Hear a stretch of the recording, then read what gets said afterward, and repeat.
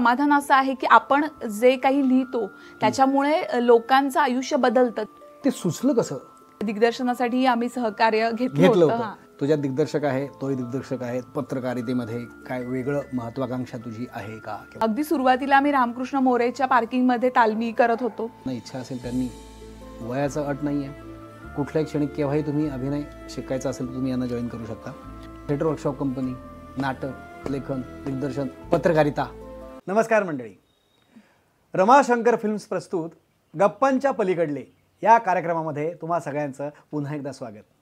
मंडळी, सध्या नवरात्री विशेष चालू आहे आणि या निमित्त आपण वेगवेगळ्या क्षेत्रात आपली कर्तबगारी सिद्ध करणाऱ्या महिलांबरोबर गप्पा मारत आहोत. आणि नुसत्या गप्पा नाही तर गप्पांच्या पलीकडलं त्यांच्याकडनं जाणून घेणार आहोत. आज नवरात्रीचा दुसरा दिवस आहे.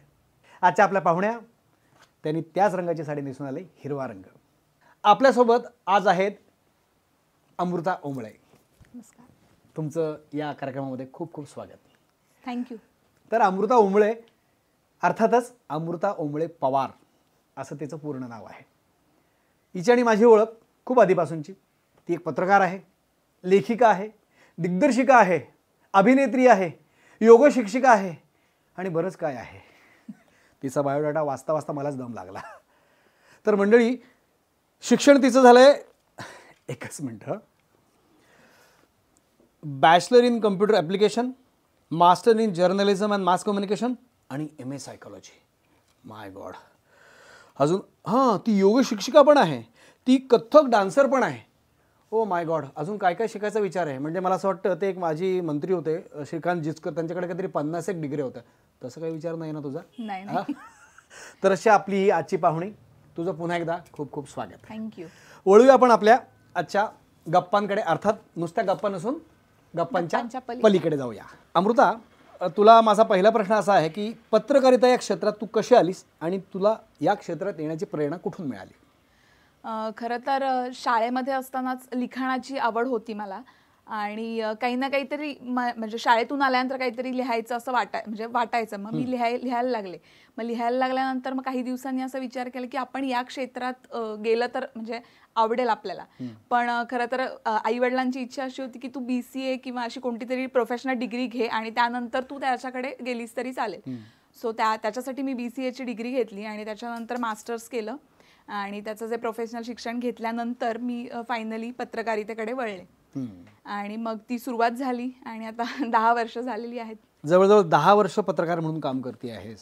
तर या क्षेत्रात कशा प्रकारच्या अडचणी येतात? आल्यात का तुला अडचणी? तू त्यावर काय मात केली, कशी मात केलीस? खरं तर कोणत्याही क्षेत्रात अडचणी येतातच, पण आपण त्याच्याकडे कशा पद्धतीने पाहतो आणि आपण त्या टॅकल कशा करतो हे महत्त्वाचं आहे. आत्ताच्या तुम्ही सगळा एकंदरीत राजकारणाचा किंवा आपल्या शहराचा विचार केला, कारण शहर आपलं कामगार नगरी आहे. त्यामुळे पुणे जरी शेजारी सांस्कृतिक नगरी असलं तरी शहराची एक वेगळी छाप आहे किंवा त्याचं वेगळं एक मूळ आहे.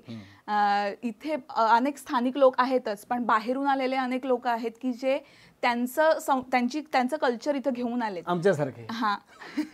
मग या अशा अनुषंगाने शहराचा एक चेहरा मोहरा थोडा वेगळ्या पद्धतीने बदललाय. पण मी जेव्हा पत्रकार म्हणून काम करायला लागले तेव्हा मला समजायला लागलं की या शहराची एक स्वतःची ओळख आहेच आहे. म्हणजे सांस्कृतिक दृष्ट्या किंवा शैक्षणिक दृष्ट्याही म्हणू शकतो आपण. पण त्याही पलीकडे आता बाहेरून आलेल्या लोकांची एकंदरीत इथे सरमिसळ जी झालेली आहे, त्यानंतर इथे त्यांना वेगळ्या पद्धतीचं जे काही गरजा निर्माण झाल्या त्या पद्धतीने मी सांस्कृतिक म्हणून क्षेत्रातच त्याच ह्याच्यामध्ये बीट मी कव्हर करते. त्यामुळे मला कळलं की इथल्या लोकांची ती एक गरज वेगळी आहे. चित्रपट पाहतातच ते, पण तरीही नाटकासाठी सुद्धा त्यांचा एक वर्ग वेगळा आपल्या इथे आहे. प्रायोगिक रंगभूमीसाठीही वेगळा वर्ग आहे आणि त्या अनुषंगाने जाणवत राहिलं की सांस्कृतिक दृष्ट्या हे शहर आता हळूहळू त्या पद्धतीने जायला लागलेलं आहे. बरं, या पत्रकारितेमध्ये मला वाटतं जवळजवळ तू 10 वर्ष करते आणि वेगवेगळ्या मीडियममधनं करते. म्हणजे प्रिंट मीडिया झाला किंवा डिजिटल मीडिया झाला, असं दोन्ही तिन्ही तू कव्हर करते आहेस. तर असा विशेष किंवा वेगळा अनुभव तुला काही आला असेल तो जो आमच्याबरोबर किंवा प्रेक्षकांबरोबर शेअर करायला आवडेल? अनुभव तर बरेच आले, पण याच्यात काम करण्याचं एक समाधान असं आहे की आपण जे काही लिहितो त्याच्यामुळे लोकांचं आयुष्य बदलतं, त्यांना काहीतरी गोष्टी मिळतात. जसं की आपल्या इथे आता थिएटर व्हावं किंवा थिएटर झाल्यानंतर काही अडचणी असतील, अशा तुम्हालाही माहिती आहे की तुम्ही या शहराचाच एक भाग आहात. तर अशा वेगळ्या वेगळ्या गोष्टी आहेत की जे प्रश्न आपण समोर लोकांसमोर आणल्यानंतर त्याच्यानंतर ते बदल होऊन लोकांना त्याचं चांगलं काहीतरी परिणाम मिळणं, ह्या गोष्टी म्हणजे ह्या गोष्टीच्या समाधान देतात बातमी झाल्यानंतर आणि त्याचा परिणाम झाल्यानंतर. ते एक खूप समाधानकारक आहे. त्यामुळे बऱ्याच अशा आठवणी आहेत. मला वाटतं आपणच 2-3दा बोललो आहोत की थिएटरमध्ये काही सुधारणा होत नाहीये किंवा नवीन झालेले थिएटरमध्ये किती प्रॉब्लेम्स आहेत त्याच्याबद्दल आपण माझे 2-3 इंटरव्ह्यू छापले आणि त्याचं मला खूप समाधान आणि मला वाटतं तुला माझ्यापेक्षा जास्त समाधान की हे लोकांपर्यंत पोहोचलं आणि त्याच्यावर मला वाटतं पालिकेमध्ये त्याच्यावर मीटिंग्स झाल्या आणि त्याच्यावर काहीतरी सुधारण्याच्या दृष्टीनं पुढे गोष्टी घडल्या. अमृता, मला वाटतं आपण आपल्या पिंपरी चिंचवड शहरामध्ये दोघंही म्हणजे तू किंवा मी एक रंगकर्मी म्हणून आपण काम करतो. तू आणि प्रभाकर थिएटर वर्कशॉप कंपनीच्या माध्यमातून नाट्य चळवळ तुम्ही राबवतात, आम्ही अथर्व थिएटर्स. तर या दरम्यान अनेक अडचणी आपल्याला येतात, थिएटरच्या असू दे किंवा काय असू दे. मगाशी तू म्हणालीस की काय विशेष अनुभव आला तर समाधान मिळतं असं तू म्हणालीस. तर कसं म्हणजे थोडंसं अजून तपशीलवार सांगशील का की आपल्या कामाचं समाधान कसं मिळतं? बेसिकली आता कुठल्याही अडचणी किंवा काही प्रॉब्लेम्स असतील तर ते आपण बातमीच्या माध्यमातून ते लोकांपर्यंत पोहोचवतो आणि त्यानंतर काही बदल त्याच्या आपल्याला जे आवश्यक बदल आहेत ते झाल्यानंतरचं समाधान महत्त्वाचं असतं. तर त्याच्यामध्ये मध्यंतरी असं झालं की आपल्या शहरामध्ये पिंपरी चिंचवडमधल्या थिएटर्सची भाडेवाढ झाली होती आणि ती अगदीच म्हणजे आपल्याला माहितीच नाही की अशी होईल आणि होऊ शकते. पण त्याच्यानंतर ज्या बातम्या केल्या आपण सगळ्यांनी, तुम्ही रंगकर्मी म्हणून त्याच्यासाठी सगळ्यांचा हातभार होताच. बातम्या केल्यानंतर त्याचा इम्पॅक्ट असा झाला की पालिकेला ती भाडे दरवाढ मागे घ्यावी लागली आणि पुन्हा पूर्ववत भाडेवाढ म्हणजे कमी झाल्यामुळे तो परत प्रश्न मार्गी लागला बेसिकली आणि त्यामुळे रंगकर्मींमध्ये एक समाधानाचं वातावरण निर्माण झालं. एक महिला म्हणून पत्रकारिता सांभाळत असताना मला माहिती आहे की सांस्कृतिक जरी तू बीट सांभाळतेस तरी वेळ काळाचं काही बंधन नाही आहे. तर कसं काय काय आव्हानं येतात आणि त्याला तू कशी सामोरी जातेस? आता हे क्षेत्रच असं आहे की त्याच्यामध्ये वेळेचं काही म्हणजे मर्यादा आपण पाळून उपयोगाचं नाहीये. तर आव्हानं तर येतातच, पण जास्तीत जास्त आपण जेव्हा काम म्हणून त्याच्याकडे न पाहता ते पॅशन म्हणून बघतो तेव्हा बऱ्याचदा मला असं वाटतं की आव्हानं थोडी कमी होतात. एक महिला म्हणून काम करताना सुरुवातीला मलाही म्हणजे मी पुण्याची असल्यामुळे इथे पिंपरी चिंचवडमध्ये आल्यानंतर सुरुवातीला काही काळ मला ते शहर समजून घ्यायला वेळ लागला. पण जसं की आपण म्हटलं की आपल्या शहरातली लोक खूप बाहेरून आलेली आहेत आणि म्हणजे वेगवेगळ्या ठिकाणून इथे आलेले, वेगवेगळ्या राज्यातून आलेले आहेत. तर मग जेव्हा आपल्याला त्या शहराची जाणीव होते, समजतं ते शहर काय आहे असं जेव्हा समजतं तेव्हा आपल्याला त्यांच्याशी बोलायला किंवा त्यांच्याशी संवाद साधायला बऱ्यापैकी सोपं जातं आणि आपली काहीतरी तत्त्व आहेत, आपलं काहीतरी ठरलेले म्हणजे धोरणं आहेत, त्या पद्धतीने आपण वाटचाल केली तर मला वाटते की खूप सोपं गेलं मला त्यामुळे आणि त्याचा फायदा झाला. अमृता, हा झाला तुझा एक पत्रकार म्हणून प्रवास. मला माहिती आहे तू एक अभिनेत्री आहेस, उत्तम अभिनेत्री आहेस. तर अभिनेत्री म्हणून प्रवास कसा सुरू झाला? ॲक्च्युली माझ्या शाळेपासून मी प्रत्येक गॅदरिंगमध्ये भाग घेत होते. म्हणजे मला ती आवड लहानपणापासून होतीच. असं वाटायचं की पुढे जाऊन आपण अभिनय क्षेत्रात काहीतरी करावं. पण तसं काही शाळेमध्ये खूप अशी चांगली अपॉर्च्युनिटी मिळाली नाही. तर मग जेव्हा मी कॉलेजला होते, इंदिरा कॉलेजला ग्रॅज्युएशन करताना, तेव्हा पुरुषोत्तम करंडक ही स्पर्धा याची मला माहिती मिळाली. तर ती संधी अशी आली की आपण भाग घेऊन बघू आपल्याला काय म्हणजे होतंय का पॉसिबल. तोपर्यंत असं काही याच खूप नाटकांमध्ये प्रयोग किंवा नाटकांचा काही इतका अनुभव नव्हता मला. आणि पहिल्याच नाटकामध्ये म्हणजे एकांकिका, त्याचं कन्सेप्ट माझाच होता, मी लिहिली ती एकांकिका.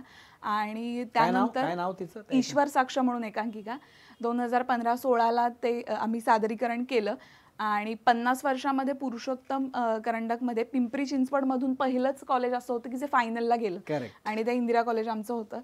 सो तो एक अनुभव खूपच म्हणजे संस्मरणीयच होता. मला वाटतं लेखनाबद्दल तुला त्याला हे होतं? हो, मला त्याला विशेष पारितोषिक होतं लेखनासाठी आणि तेव्हापासून असं जाणवलं की नाही, आपण या क्षेत्रात जाऊ शकतो पुढे किंवा आपल्याकडे काहीतरी पॉझिटिव्ह स्पार्क आहे की आपल्याला याचं काही जमू शकतं थोडंफार, आपण करून पाहूया. आणि असं करून ती सुरुवात झाली आणि कॉलेजपासून सुरुवात झाल्यानंतर मग त्यानंतरच आम्ही अनेक म्हणजे जे आमचे जे सहकारी होते ते सगळे एकत्र येऊन आम्ही एक संस्था सुरू केली आणि त्याच्यानंतर अजूनही ते चालू आहे. नाटकाचा प्रवास सुरू आहे. थोडक्यात म्हणजे शाळेमध्येच तुला वाटलं, म्हणजे थोडक्यात बाळाचे पाय पाळण्यात दिसतात तसे पाळण्यातच दिसले, म्हणजे फक्त तेव्हा संधी नव्हती, कॉलेजमध्ये संधी आली. बरोबर. मगाशाच विषयावरून पुढे जाऊया. तू म्हणालीस पुरुषोत्तम करंडक एकांकिकेसाठी लिखाण केलंस, त्या एकांकिकेला लेखनाचं बक्षीस मिळालं. तर म्हणजे तेव्हा तुम्ही आधी इस्टॅब्लिश असलेल्या एकांकिका मोठ्या लेखकांच्या शोधल्या, मिळाल्या नाहीत का? नाही, तू आधीपासूनच ठरवलंस की मला लिहायचं आहे? म्हणजे लेखक, तुझ्यातली लेखिका कशी जन्माला आली हे मला जाणून घ्यायचं आहे. नाही, आम्ही तशा काही एकांकिका शोधल्या पण नंतर असा विचार केला की आपण जर लिहिलं तर म्हणजे, आणि वेळही होता त्या दरम्यान, त्यामुळे आम्ही तो विचार केला की आपण नवीनच एकांकिका लिहूया. कारण जुन्या एकांकिकांचं सादरीकरण केल्यानंतर पुन्हा ती जुनी छाप प्रत्येक जण शोधत राहतं त्यात.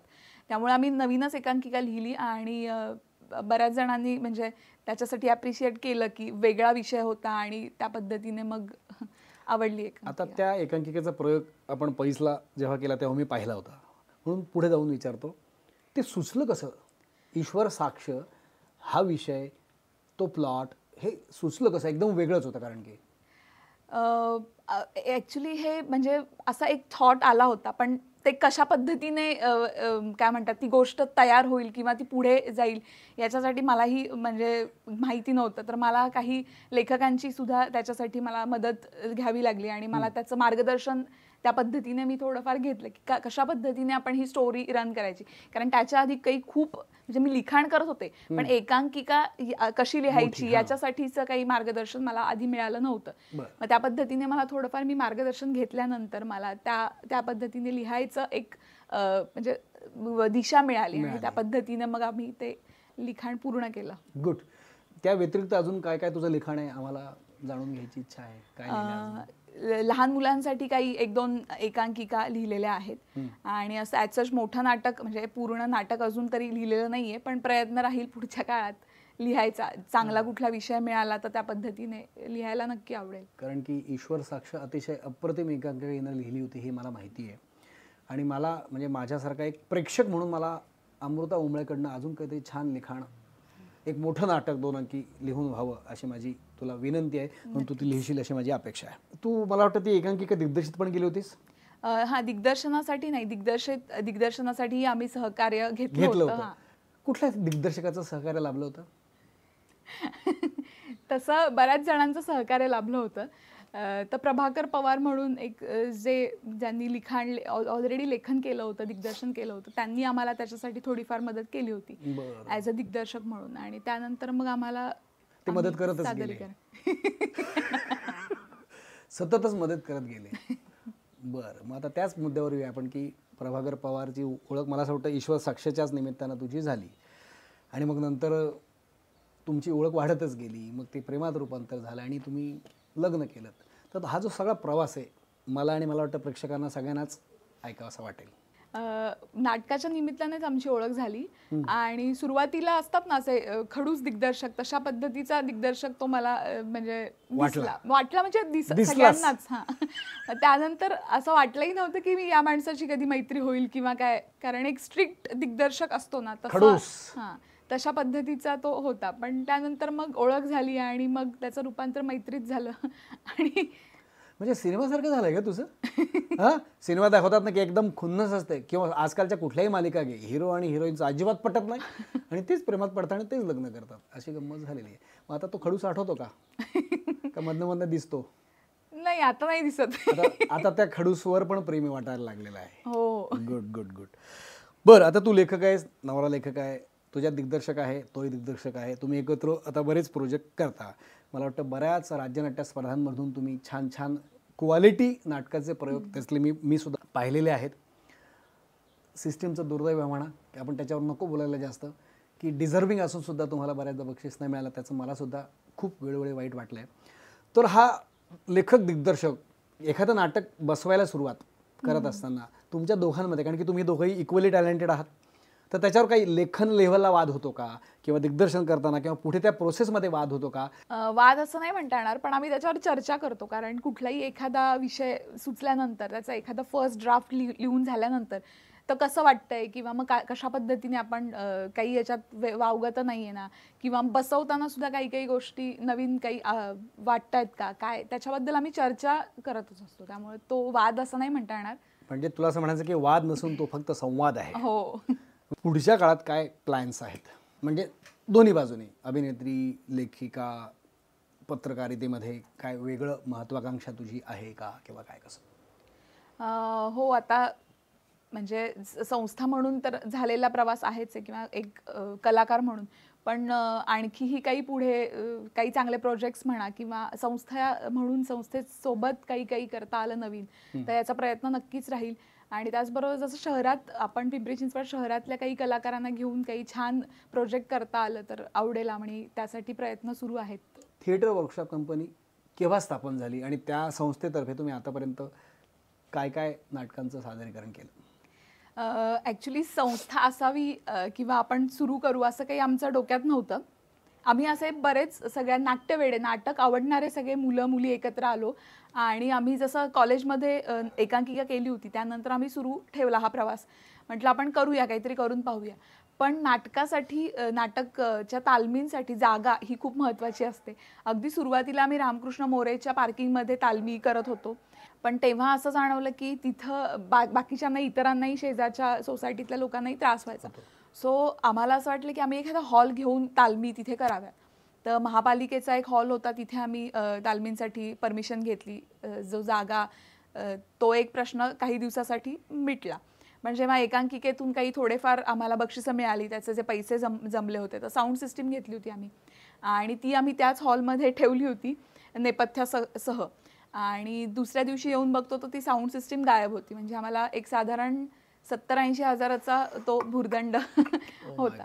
आता असं घडल्यानंतर आम्हाला असं जाणवलं की आपण एवढ्या कष्टातून या सगळ्या गोष्टी घेतल्यानंतर ते जर असं होत असेल तर आपल्याला स्वतःची जागा पाहिजे. त्यामुळे त्या एक जिद्दीतूनच आम्ही एक स्वतःची जागा असावी या अनुषंगाने पैस रंगमंचची आम्ही सुरुवात केली. तर थिएटर वर्कशॉप कंपनी ही 2019 सप्टेंबर 2010 साली सुरू झाली संस्था म्हणून. जवळपास 14 वर्ष. आता 14 वर्ष पूर्ण झाली यावर्षी. तर आणि 2015 साली आम्ही आपली स्वतःची जागा असावी म्हणून पैस रंगमंच सुरू केलं. अगदी प्रायोगिक थिएटर, म्हणजे प्रायोगिक थिएटरच आहे हे, निकट रंगमंच आपण म्हणूया, इंटिमेट थिएटर. तर तिथे एक छोटेखानी जागा, 100 जण बसतील अशी कॅपॅसिटी तिथे आम्ही म्हणजे आहे आपल्या इथे. आणि प्रायोगिक जे काही आपले प्रायोगिक संस्था आहे ते सगळेजण तिथे परफॉर्म करतात, आणि शहरातल्या पण आणि बाहेरून येणारे अनेक संघही तिथे परफॉर्मन्स करतात. आणि अशा पद्धतीने ते सुरुवात झाली. आणि थिएटर वर्कशॉप कंपनीची पण सुरुवात चांगल्या पद्धतीने झाली. शहरातल्या लोकांचाही खूप सगळ्यांचा सपोर्ट चांगला मिळाला, आणि त्याच पद्धतीने आता आम्ही पुणे युनिव्हर्सिटी सोबत काम करतोय. करेक्ट.